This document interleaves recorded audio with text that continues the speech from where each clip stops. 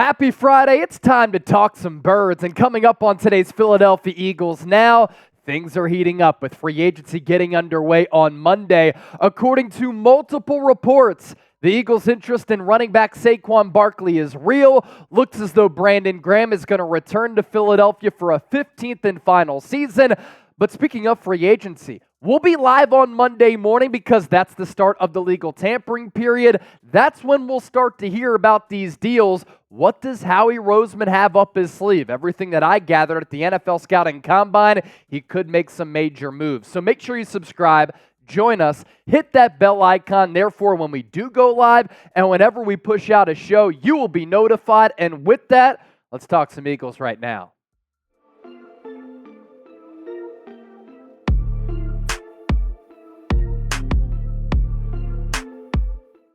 Let's do this thing. This is Philadelphia Eagles Now, and today's show is sponsored by 8 Sleep. Let me ask you this. Do you want to sleep better? Do you want a cover that goes over your mattress that can go as low as 55 degrees up to 110 degrees, where you can change the temperature for you and your partner right from your phone? 8 Sleep. $200 off and free shipping using that link down below. We'll tell you more about them coming up here in just a few moments. The Saquon Barkley interest is real. Starting to get really interesting going into Monday's free agency period.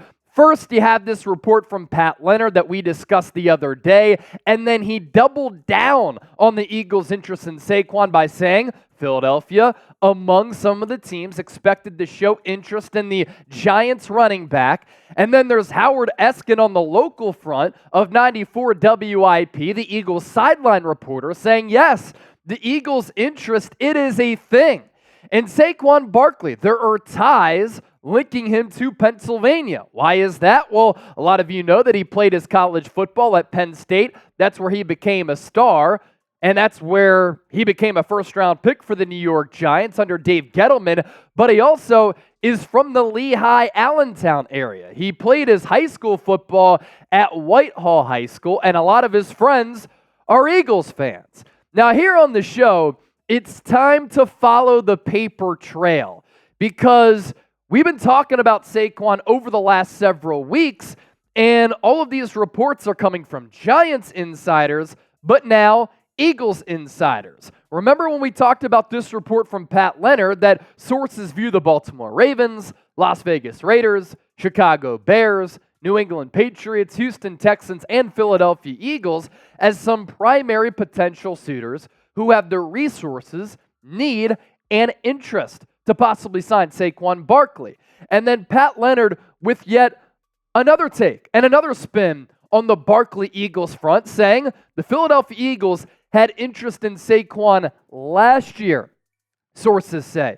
But then he got franchise tagged. Now he's free. Quote, my close friends from Saquon are still Eagles fans. That's what he said as a rookie back in 2018. They say they're Eagles fans, but they're Barkley fans as well. They'll wear a Saquon jersey, but they'll still be Eagles fans. According to Leonard, Saquon is going to have some options, but Saquon to Philly would create a wild new chapter in the NFC East, and he would, because Tiki Barber went on the radio, WFAN in New York, and said, you're really going to be a traitor and go to that team? Going to the Houston Texans is one thing. Going to Philadelphia, we want to root for you. We can't root for you if you go to the Birds down I-95.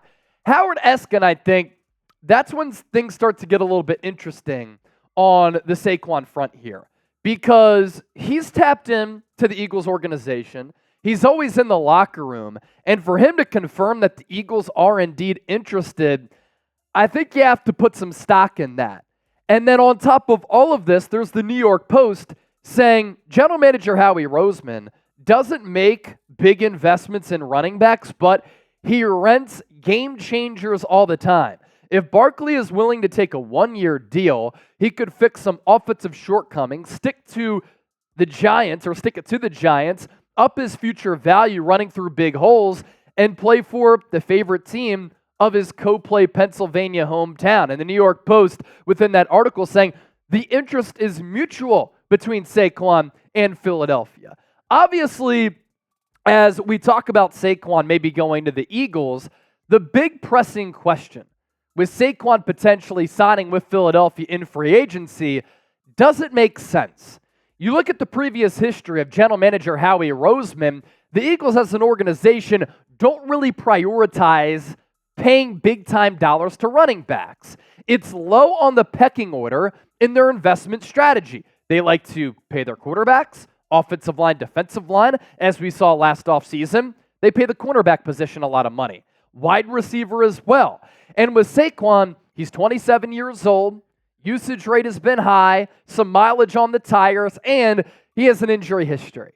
But this would be an all-in aggressive move for Howie Roseman, which fits the timeline of the Eagles Super Bowl window here.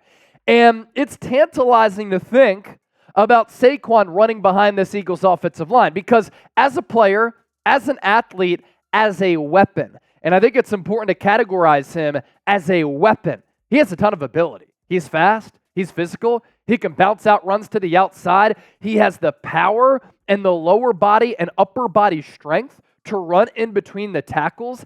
He has played behind a horrific offensive line with the New York Giants. And I don't think he's been utilized enough as a ball carrier and a pass catcher. And according to my sources, Saquon Barkley is looking at the Eagles offensive line like this. Heart eyes. Because that offensive line for the Giants has been one of the worst in the NFL. And the Eagles offensive line over the last couple of years has been one of the best. Now, I put this picture out on X, formerly known as Twitter, and some people were like, Jason Kelce retired.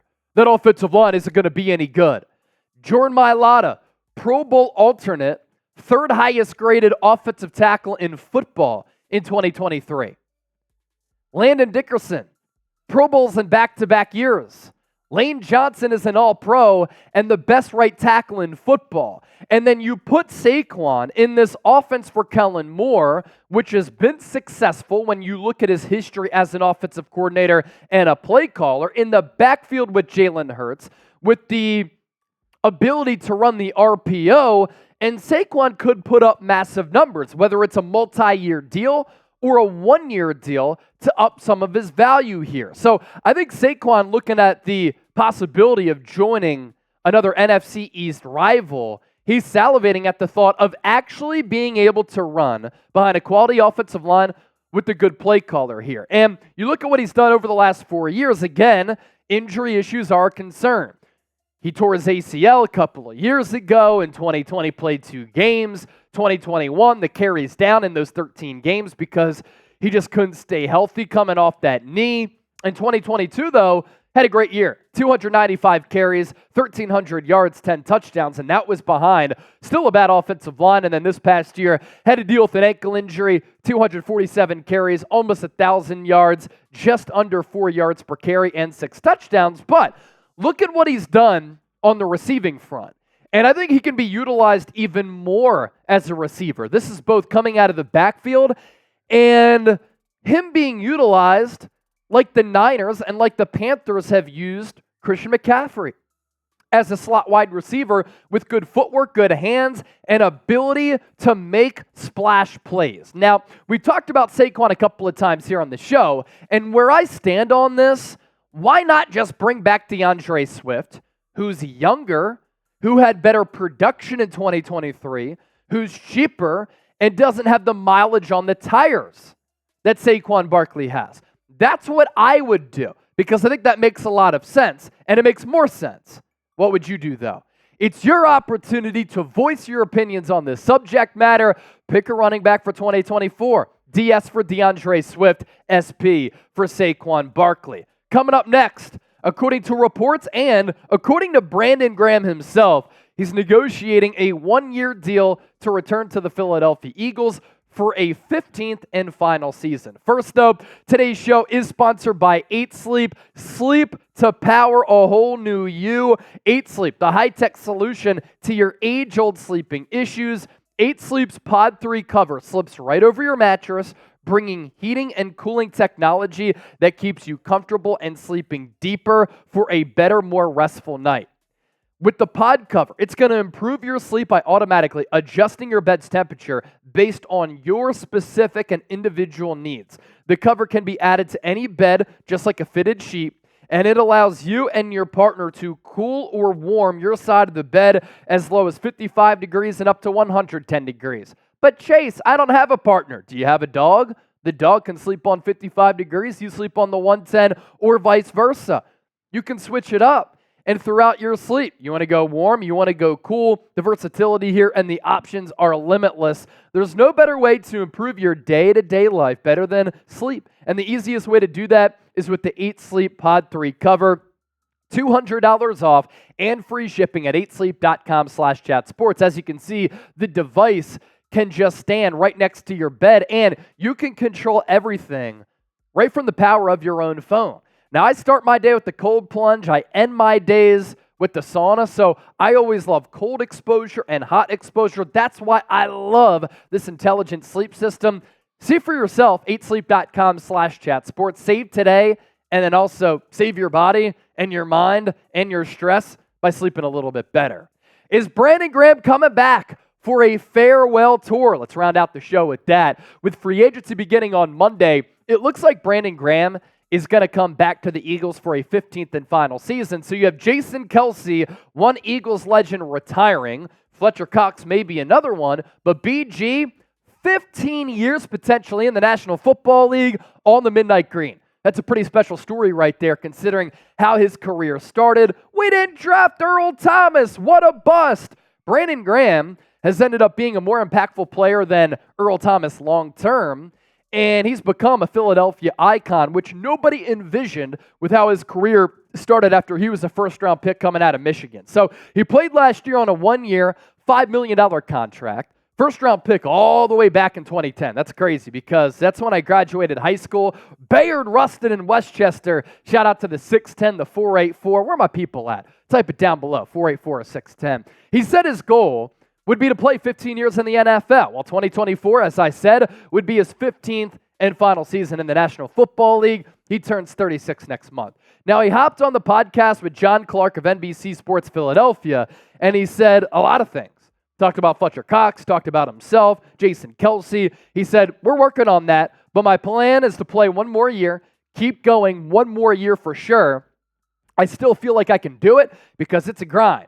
I understand exactly what Jason Kelce is talking about. I do understand sometimes you don't get that full recovery that you normally do, but he's also playing full-time, so his case is a lot different than me. I'm only playing 20-plus snaps a game. He's playing a majority of the snaps in the game because that's normally how offensive linemen go. But I do know it might have took a little bit longer to recover than normal.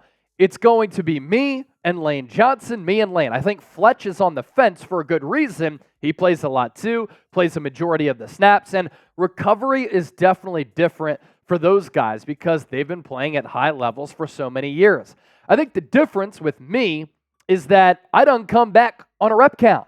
They done built me up during the season and let me play more as the season goes on. I just think that Fletch, he's going to make the right decision for his family, and that's going to be soon. I'm sure to let everybody know if he's coming back or not, but I know it's been a heck of a ride with Fletcher Cox. As a rotational pass rusher, makes a lot of sense for Brandon Graham to come back. And we didn't get an opportunity at a Jason Kelce farewell tour. Let's get it with Brandon Graham. And for Jason Kelce to go out with that loss against Tampa Bay, as the Eagles and Eagles fans everywhere were kicked in the stones, that was a sour taste in our mouths for Jason Kelce to go out that way. Let's switch it up for Brandon Graham. Isn't it crazy that when you look at the most games played for the Philadelphia Eagles in the history of this great, historic, iconic organization, that you have, as of last year, 3 current Eagles on this list? Brandon Graham at number 1, 195 games in an Eagles uniform. Jason Kelce at number 2, 193. If Fletcher Cox does come back, he overtakes Jason Kelce, but Brandon Graham can add on top of that number 1 spot. David Akers at number 3, tied with Fletcher Cox, and then Brian Dawkins, the legend, B-Dawk, Weapon X at 183. All legendary Eagles right there, and yes, punters and kickers are people too.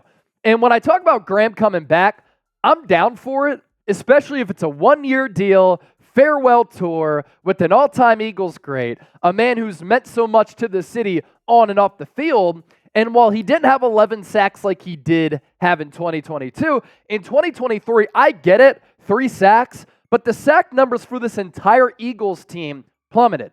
They were down, and this Eagles defense missed Jonathan Gannon, who, by the way, in talking with a lot of people at the NFL Scouting Combine and in watching him interact with others, dapping everybody up, Jonathan Gannon is loved by a lot of people within that organization, by the way, and the Eagles defense missed him last year. But look at BG's numbers. Overall Pro Football Focus grade in 2023 of 80, a pass rush grade of 78.5. He had 29 pressures and 23 hurries in a limited snap count sample size here.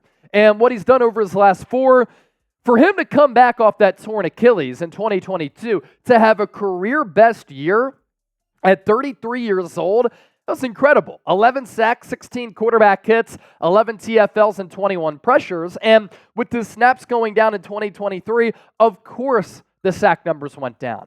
But the quarterback hit's still good, TFL's still good, pressure is still good.